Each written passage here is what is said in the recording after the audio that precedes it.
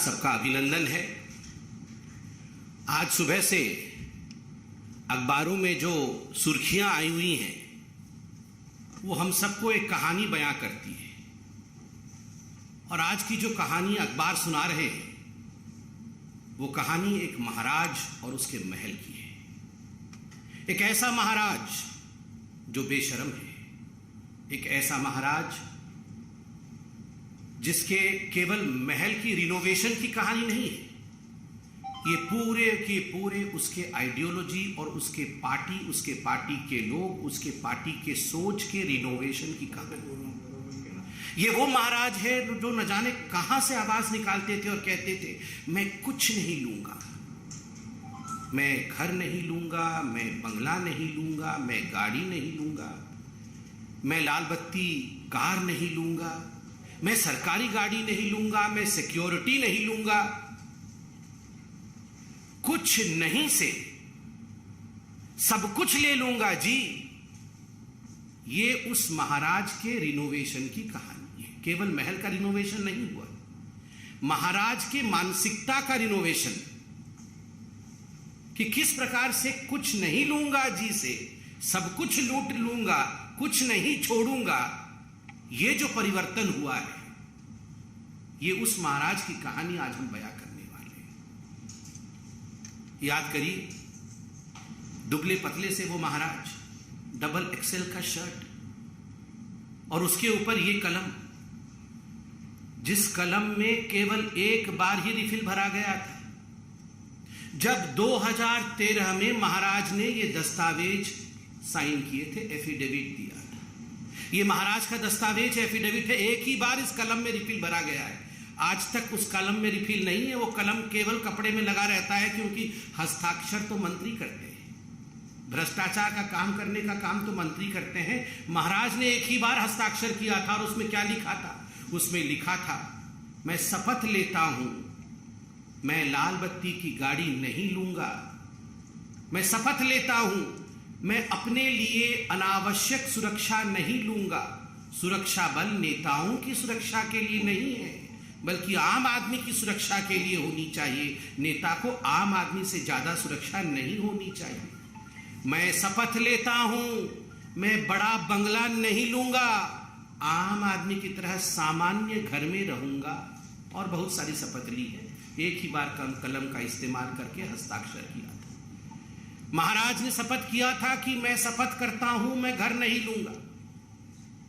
आपको मैं वीडियो भी दिखाऊंगा जिसमें महाराज अरविंद केजरीवाल कह रहे हैं मैं क्यों घर लूंगा जी, मेरे तो अभी जिस घर में रहता हूं उसमें तो 4-5 कमरे हैं, मैं 4-5 कमरे में ही रहूंगा और सरकार में भी आऊंगा तो 4-5 कमरे से ज्यादा कमरे नहीं लूंगा। और मैं सरकार से भी निवेदन करता हूं कि एक छोटा सा घर मुझे दिया जाए, मुझे कोई बंगला नहीं दिया जाए, मुझे कोई गाड़ी नहीं दी जाए, और ये जो सरकार ने मुझे आवंटित किया है घर, इस घर को सरकार वापस ले ले। इस प्रकार की बातें करते थे। और आज मैं उस महाराज की हवस जो ऐसो आराम के लिए है, ऐसो आराम के लिए जो इस महाराज की हवस है, उसके हवस की कहानी सुनाऊंगा कि पैसे और ऐशो आराम के लिए किस प्रकार का इसका हवस है। मीडिया ने बताया है कि 45 करोड़ रुपए खर्च करके अरविंद केजरीवाल जी की जो सरकारी बंगला है उसका रिनोवेशन किया गया है। 45 crore rupees have been spent for the renovation of the bungalow of mister Arvind Kejriwal. इस 45 करोड़ रुपए को अगर हम देखें कि किस प्रकार से खर्च किया गया है, जो सिविल लाइन उनका सरकारी बंगलो है फ्लैग स्टाफ रोड में, आपको जान के आश्चर्य होगा। इसमें पर्दे की एक कहानी है, इसमें टाइल्स की एक कहानी है, इसमें मेटल फिटिंग्स की एक कहानी है, इसमें किचन की अपनी एक कहानी है।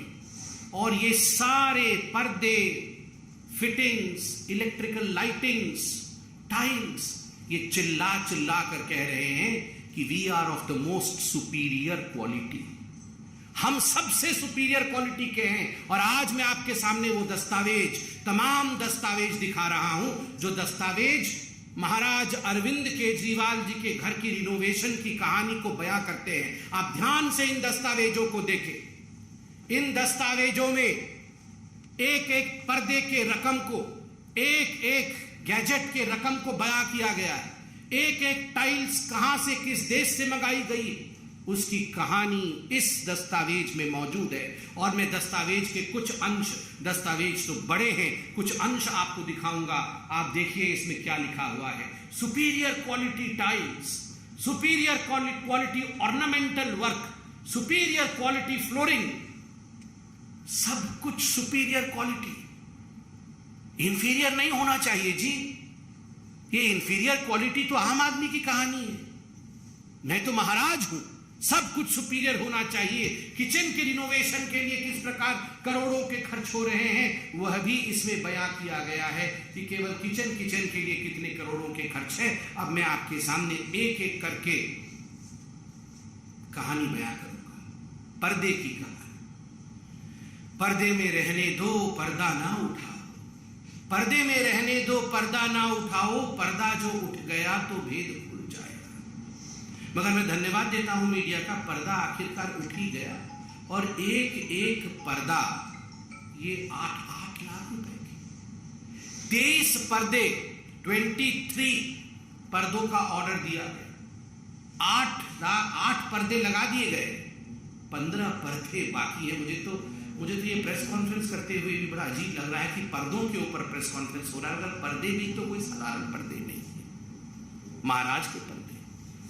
पहला पर्दा, उसका रकम लिखिए आप, 5,05,087 रुपीज, ये पहला पर्दा। दूसरा पर्दा 6,22,340 रुपया का है। तीसरा पर्दा 5,59,162 रुपीज। चौथा पर्दा, और ये सबसे महंगा पर्दा है, 7,94,062 रुपए का। 7,94,000, गलती से मैंने 62 बोल दिया, 71, मतलब कुल मिलाकर के ये एक पर्दा लगभग 8 लाख रुपए का है, सबसे महंगा पर्दा है। पांचवा पर्दा 3,57,291 रुपीज। छठा पर्दा 5,84,594 रुपीज। सातवां पर्दा 6,09,13 रुपया का। और आठवां पर्दा जो सस्ता है 3,92,247। ये सबसे सस्ता पर्दा इसमें है, ये पांचवा पर्दा है जो 3,57,291 का, ये सबसे सस्ता है। बाकी तो सब बहुत ही महंगे हैं। 8 लाख के पर्दे। महाराज की कहानी सोच के देखिए, अरविंद केजरीवाल जी की 8 लाख रुपए के पर्दे लगा रहे हैं। ये तो पर्दे की कहानी है। ये वही अरविंद केजरीवाल है जो गले में मफलर लगा के आते थे, पुरानी कार में आते थे। और इनके सारे मंत्री, याद करिए, जब शपथ ग्रहण समारोह रामलीला मैदान में हुआ था तो सारे ऑटो में लटक के आए थे। एक ऑटो में 7 लोग लटक के आए थे, 2 आगे लटके हुए थे, 2 पीछे, और 1-2 पीछे अंदर बैठे हुए थे। वो बैठा कोई शायद नहीं हुआ था क्योंकि कैमरा नहीं दिखता, इसलिए सभी लटके हुए थे। सभी लटक के आए थे और कह रहे थे जी हमारे पास तो गाड़ी नहीं है जी, हम तो बहुत ही सिंपल हैं, हम तो गाड़ी नहीं लेंगे जी, हम तो ऐसे ही लटक लटक के ऑटो में चलेंगे। और आज 8 लाख के पर्दे लटकाए हुए। पता नहीं वो वैगनर गाड़ी कहाँ है अरविंद केजरीवाल जी की, आप लोग ढूंढिए, कभी देखिए उसको। एंटीक पीस बना के उसी घर के अंदर सजाया होगा, कहीं डेकोरेटिव आइटम बना के, उसमें भी 1-2 करोड़ खर्चा किया होगा जरूर। ये पर्दे की कहानी। अब मार्बल की कहानी। मार्बल की कहानी है ऐसी है कि मार्बल हमारे देश में वो मिलता नहीं है, वियतनाम से मंगाया गया क्योंकि देश के मार्बल से पसंद नहीं थे अरविंद जी। स्पेशल ऑर्डर देके मंगाया गया क्योंकि ये ऑर्डर हिंदुस्तान में नहीं पूरी हो सकती थी, तो वियतनाम से मंगाया गया है। और कुल 1,15,00,000 से अधिक के मार्बल अभी तक लगे हैं। 1,15,00,000 से अधिक के मार्बल अभी तक लगे हैं। आप सोच के देखिए, दिल्ली के सिविल लाइन स्थित 6 फ्लैगस्टाफ रोड में। बंधुगण, prefabricated artistic wood panel, केवल ये रंगाई लिपाई करके अगर दीवार बन जाए, जिसको हम लोग घरौंदा कहते हैं, इस घरोंदे में तो रह नहीं सकते थे अरविंद केजरीवाल।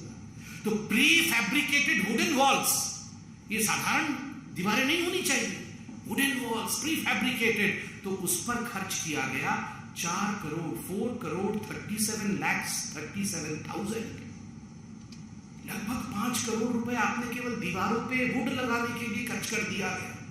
क्या आलीशान बड़े बड़े राजे महाराजे, वो भी अब सर झुका करके खड़े होंगे, जय हो अरविंद केजरीवाल जी की, आप तो हम सबके पिताजी निकले। मतलब हमारे दीवार पर भी इस प्रकार का सामान नहीं लगा हुआ था जो आपने लगाया। महाराज अरविंद केजरीवाल चक्रवर्ती, मतलब ऐशो आराम में चक्रवर्ती सम्राट निकले।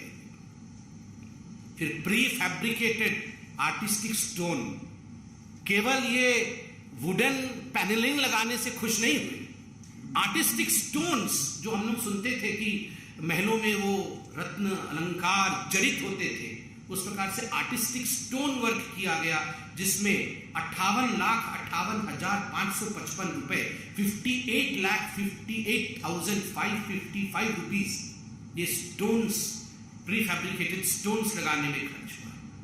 तो आप सोच के देखिए, 5-6 करोड़ की दीवारें अरविंद केजरीवाल जी ने बनाई है।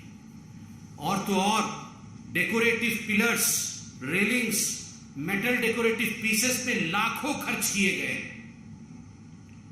बंधुगण, कुल मिलाकर के ये सब 45 करोड़ रुपए का खर्च करके किया। मगर अभी इस कहानी का सबसे दर्दनाक मोड़ जो मैं आपके सामने रखने वाला, the most pathetic issue as far as the renovation of this whole mahal of Arvind Kejriwal ji is concerned, कि ये उस समय रिनोवेट हो रहा था जब कोरोना की महामारी से पूरे दिल्ली में हाहाकार मचा हुआ था।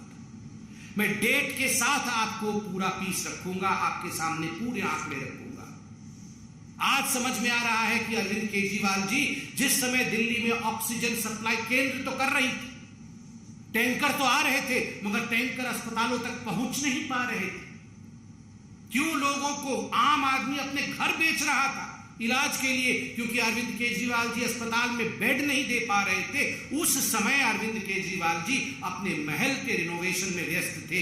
1 सितंबर 2020 जब कोविड का पहला चरण, पहला वेव चल रहा था, तब रिनोवेशन के लिए 7 करोड़ 91 लाख रुपए सैंक्शन किए गए। 8 जून 2021 को जब ऑक्सीजन सिलेंडर के लिए दिल्ली में हाहाकार मचा हुआ था, उस समय 1 करोड़ 64 लाख रुपए अरविंद केजरीवाल जी के महल के रिनोवेशन के लिए सैंक्शन किया गया। 22 अक्टूबर 2021 को जब कोविड का विषय पूरा चल रहा था, उस समय 9 करोड़ 9 लाख रुपए सैंक्शन किए गए। 30 दिसंबर 2021 को 5 करोड़ 73 लाख रुपए सैंक्शन किए गए, मगर ये कम पड़े, इसलिए 8 करोड़ रुपए और देने पड़े और 8 करोड़ खर्च हुआ। और 29 दिसंबर 2020 को 9 करोड़ 34 लाख रुपीस, 9 करोड़ 34 लाख रुपया ये सैंक्शन किया गया महल के रिनोवेशन के लिए। आप सोच के देखिए, आप सोच के देखिए किस प्रकार का ये विलासिता की कहानी है। जब लोग कोरोना के हाहाकार से परेशान थे, जीवन त्याग रहे थे, अपने घर बेच रहे थे, उस समय अरविंद केजरीवाल जी अपने महल को रिनोवेट कर रहे थे। और बंधुगण, यहाँ पत्रकार बैठे हैं, मैं सभी पत्रकारों को हाथ जोड़ के आज धन्यवाद दूंगा। ये धन्यवाद बीजेपी की तरफ से। कुछ खबर हम भी रखते हैं, हमें भी खबरें आती है। केवल अरविंद केजरीवाल जी को एसीबी, ईडी, आईबी ये सारे लोग फोन करते हैं, बताते हैं, हमें भी कुछ लोग फोन करते हैं। कल लोगों ने बताया हमें कि जब से ये दस्तावेज आए हैं, तब से अरविंद केजरीवाल जी ने सभी पत्रकारों, जो प्रमुख टीवी चैनल, उनके संपादकों को फोन किया है, उन्हें कहा है कि आप ये न्यूज मत चलाइए। और 20 करोड़ से 50 करोड़ रुपया तक ऑफर किया गया है चैनलों को कि आप 20 करोड़ रुपया लीजिए, नहीं तो हम 50 भी देने को तैयार है। मगर मैं धन्यवाद देता, आज सभी अखबारों ने इसको प्रमुखता के साथ छापा। आज सभी चैनल इसे प्रमुखता के साथ रख रहे हैं। ये अपने आप में एक बहुत बड़ी बात है। ये दिखाता है कि किस प्रकार से हिंदुस्तान की मीडिया सच्चाई को आगे रखने में हम सब के लिए एक उत्कृष्ट काम करते हैं। और अब जरा सुनिए महाराज की जुबानी कहानी। छोटा सा आदमी हूँ, छोटा सा, मेरी बहुत छोटी सी औकात है। आज मेरे घर में 4 या 5 कमरे हैं। मैं जहां भी जाऊंगा 4-5 कमरों से ज्यादा की मेरे को क्या जरूरत है भाई साहब? 4-5 कमरे ही चाहिए। हाथ पैर पसारने के लिए उतनी जगह चाहिए, और जगह की क्या जरूरत है? कल से मेरे कई चाहने वाले, मेरे दोस्त और मेरे हमारे जो पार्टी के सपोर्टर्स हैं, उन लोगों के मेरे पास फोन आए, उन लोगों के और जो जनता के भी फोन आए, उनके मैसेजेस आए और उन्हें लगा कि मुझे ऐसे घर में नहीं जाना चाहिए। सो मैं ये दोनों घर छोड़ रहा हूँ और मैं सरकार को बोलूँगा कि वो मेरे लिए कोई और इससे भी छोटे घर ढूंढने की कोशिश करे। तो वो कहते हैं ना सीजर्स वाइफ, तो वही वाली बात है, हमें तो उसके लिए तैयार रहना पड़ेगा। We have to be prepared for that scrutiny. कोई लाल बत्ती की गाड़ी नहीं होनी चाहिए उसके पास, कोई बड़ा बंगला नहीं होना चाहिए उसके पास, वो एक कमरे के फ्लैट में रहे आम आदमी की तरह, कोई सिक्योरिटी नहीं होनी चाहिए। आप सोचिए जरा, कहां से आवाज निकालते थे? मतलब हृदय की गहराई से, पेट के अंदर से एकदम आवाज निकलती थी अरविंद केजरीवाल जी की कि एक कमरे के घर में रहूंगा जी, नहीं रहना चाहिए एक कमरे से बाहर। मैं तो सिर्फ उतना ही, मुझे उतना ही स्थान चाहिए, पैर पसार लूं बस, मेरा पैर बस दीवार से ना लगे, दीवार और पैर के बीच में इतनी जगह होनी चाहिए, बस उतना ही जगह चाहिए। कहां से ये आवाज निकालते थे और कहां से कहां पहुंच गए? पैर पसारने से लेकर शराब घोटाले तक और शराब घोटाले से लेकर महल के रिनोवेशन तक की ये कहानी आज भारतीय जनता पार्टी ने मीडिया के माध्यम से जनता के समक्ष रखा है। जनता, ये है महाराज अरविंद केजरीवाल और उनके महल के भ्रष्टाचार की कहानी। आप जरूर इसे देखें, जानें और महाराज को परखें और पहचानें। धन्यवाद। जब से टाइम्स नाउ नवभारत ने ऑपरेशन शीश महल दिखाया है, आम आदमी पार्टी की तरफ से इस पर कोई वाजिब जवाब तो नहीं आया, लेकिन वो कह रहे हैं कि प्रधानमंत्री का 500 करोड़ का घर बन रहा है, उनके यहाँ रेनोवेशन हो रहा है, वो तुलना कर रहे हैं कि प्रधानमंत्री का भी तो बन रहा है।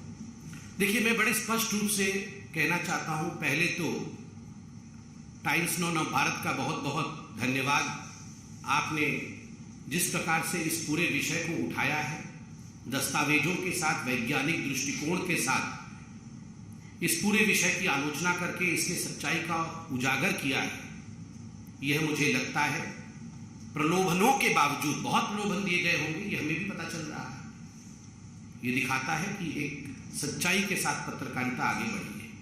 दूसरी बात है, स्वाभाविक है, अरविंद केजरीवाल जी और आम आदमी पार्टी, उनके पास कोई जवाब नहीं होगा तो वो इसी प्रकार का जवाब देंगे कि प्रधानमंत्री गाड़ी में क्यों चलते हैं, प्रधानमंत्री घर में क्यों रहते हैं, ये सेंट्रल विस्ता क्यों बनता है, ये इसी प्रकार का जवाब देंगे। सेंट्रल विस्ता किसी की प्रॉपर्टी नहीं है, सेंट्रल विस्ता देश की प्रॉपर्टी है, ये हमारी देश की शान है। और अरविंद केजरीवाल वो व्यक्ति हैं जिन्होंने बच्चों की कसम खाई थी, जिन्होंने ये कहा था कि हम एक कमरे में रहेंगे। मैंने आपको सुनाया, हम राजनीति बदलने आए। जो राजनीति बदलने आते हैं वो 8 लाख के पर्दे के तले छुप के नहीं रहते हैं, वो 45 करोड़ का महल नहीं बनाते। बहुत बहुत धन्यवाद।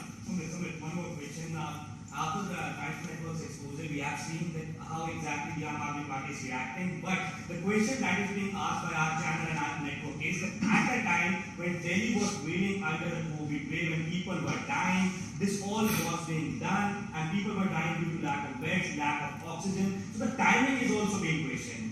Now, of course, that's the reason as to why in our press conference we have addressed the timing.